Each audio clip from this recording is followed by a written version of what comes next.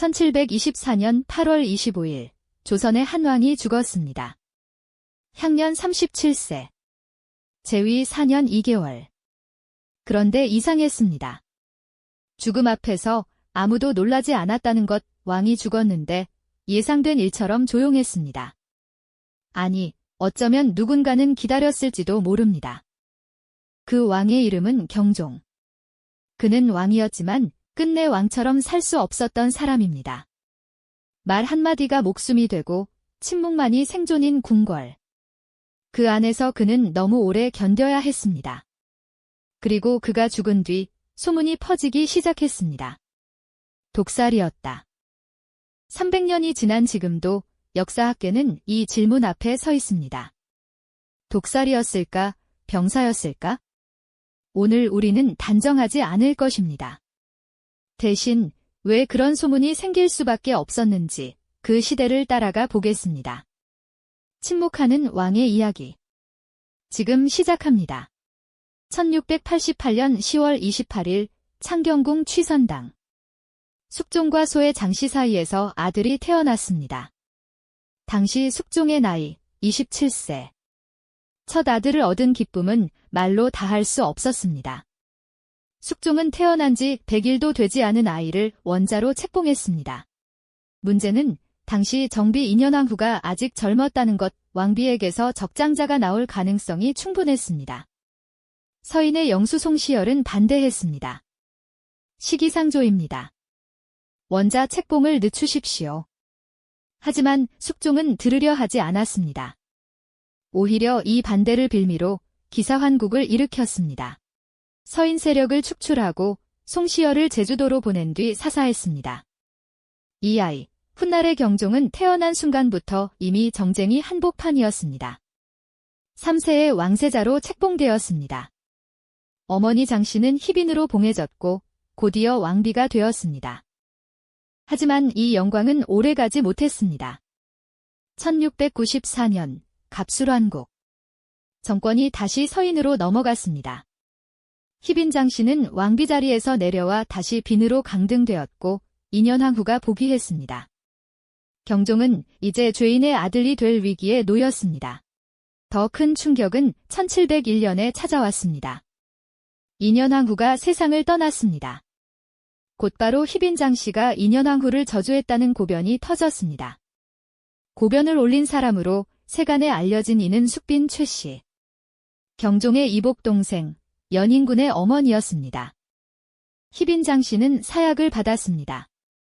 경종의 나이 14세. 어머니를 잃은 경종 앞에는 이제 두 가지 사실이 놓였습니다. 첫째, 자신을 후계자에서 끌어내리려는 세력이 있다는 것. 둘째, 그 세력은 이복 동생 연인군을 지지한다는 것. 경종은 그날부터 배웠을 것입니다. 이 궁궐에서 말은 곧 죽음이라는 것을. 1720년 6월 13일 경종이 왕위에 올랐습니다. 나이 33세. 30년을 세자로 살았습니다. 하지만 왕이 되는 순간 경종은 알았을 것입니다. 자신이 앉은 이 자리가 얼마나 불안한지. 경종에게는 후사가 없었습니다. 왕실의 법도상 후계자를 정해야 했습니다. 노로는 즉각 움직였습니다. 연인군을 세제로 책봉하십시오. 1721년 8월 경종은 이복 동생 연인군을 왕세제로 책봉했습니다. 왕위에 오른 지 1년 남짓. 그런데 노로는 여기서 멈추지 않았습니다. 집에 조성복이 상소를 올렸습니다. 전하께서는 병약하시니 세제에게 대리청정을 맡기십시오. 왕위에 오른 지 겨우 1년입니다.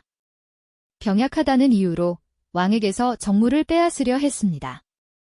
노론 대신들은 연명차자를 올리며 경종을 압박했습니다. 경종은 거부했습니다. 그러자 소론이 움직였습니다. 목호룡의 고변이 터졌습니다. 노론이 세제를 옹립하려 합니다. 경종은 결단을 내렸습니다.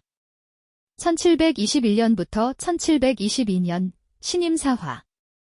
노론사 대신 김창집, 이명, 이건명, 조태채가 처형되었습니다.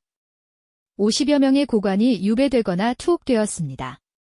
연인군, 훗날의 영조는 커다란 지지 세력을 잃었습니다. 목숨도 위태로웠습니다. 1722년 소론 과격파 김일경의 사주를 받은 자들이 연인군을 제거하려 했습니다.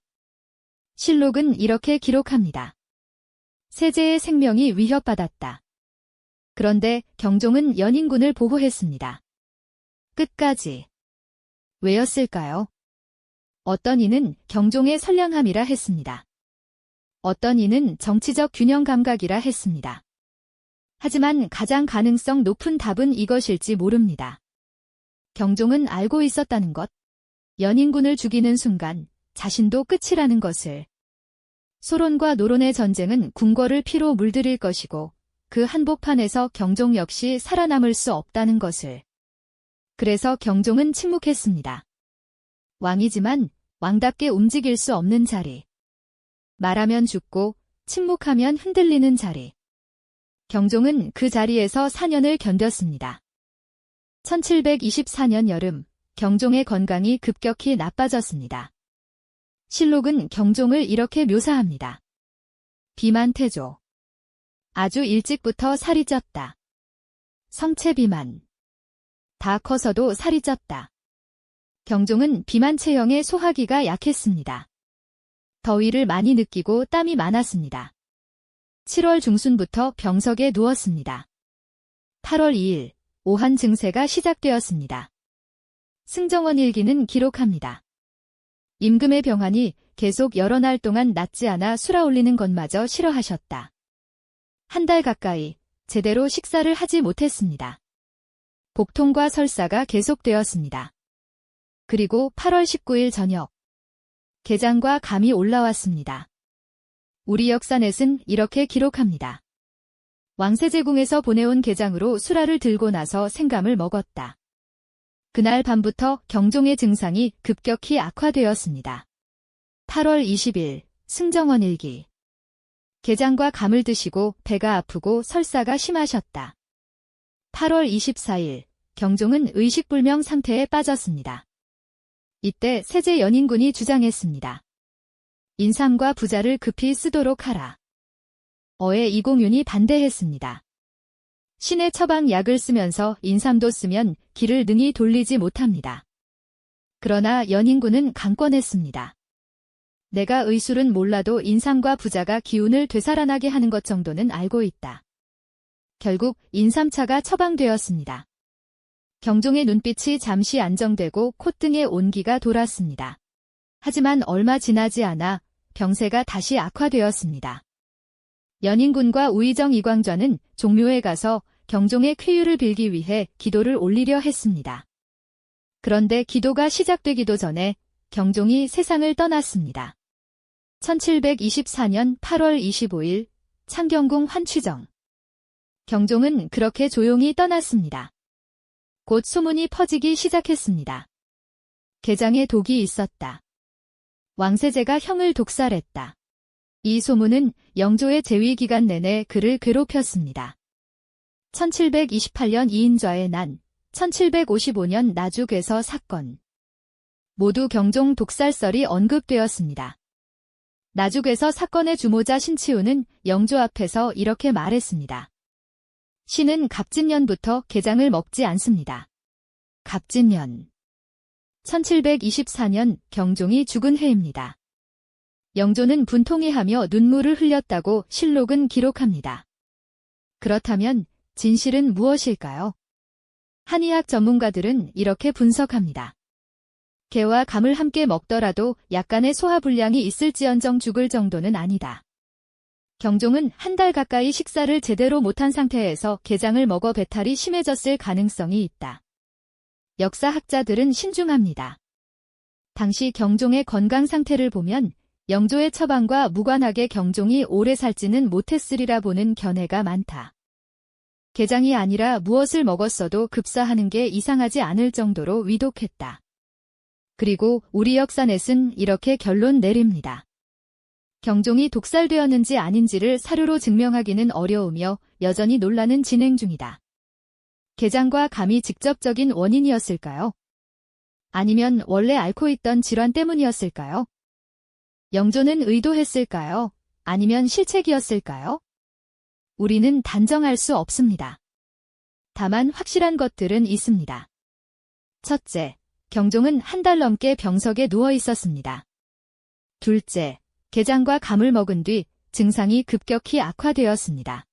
셋째, 영조가 인삼과 부자를 처방했고 어이가 반대했습니다.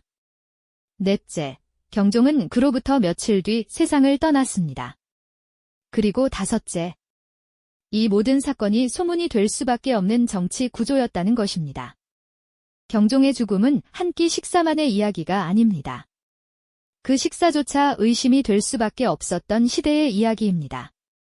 경종은 죽어서도 조용하지 못했습니다. 독살설은 영조 제위 52년 내내 그를 괴롭혔습니다. 영조는 탕평 정치를 추진했습니다. 노론과 소론의 균형을 맞추려 애썼습니다.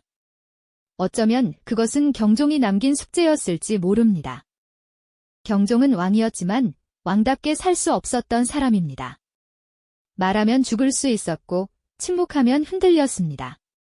그는 연인군을 끝까지 보호했습니다. 신임사화로 노론이 무너졌을 때도, 소론 과격파가 연인군을 제거하려 했을 때도 경종은 이복 동생을 지켰습니다. 왜였을까요? 선량함이었을까요? 정치적 계산이었을까요?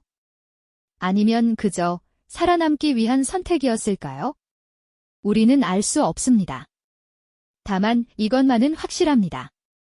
경종의 침묵은 무능이 아니었다는 것, 그것은 그 시대를 견디는 방법이었다는 것, 역사는 늘 영웅을 기억합니다. 강하게 말하고 결단하고 승리한 사람들을. 하지만 역사는 때로 이런 사람도 만듭니다. 선택할 수 없었던 사람. 왕이었지만 왕처럼 살 수 없었던 사람. 그것이 경종의 비극입니다. 독살이었는지 병사였는지 300년이 지난 지금도 우리는 확실한 답을 얻지 못했습니다. 어쩌면 영원히 알 수 없을지도 모릅니다. 그러나 분명한 것은 경종이 남긴 질문은 단순히 그의 죽음에 관한 것이 아니라는 점입니다. 그것은 권력에 관한 질문입니다. 생존에 관한 질문입니다. 그리고 침묵에 관한 질문입니다. 여러분은 어떻게 생각하시나요? 경종의 침묵은 무능이었을까요? 아니면 살아남기 위한 마지막 전략이었을까요? 독살이었을까요? 병사였을까요? 여러분은 어떻게 생각하시나요? 댓글로 들려주세요. 백역사TV, 다음 이야기에서 다시 뵙겠습니다.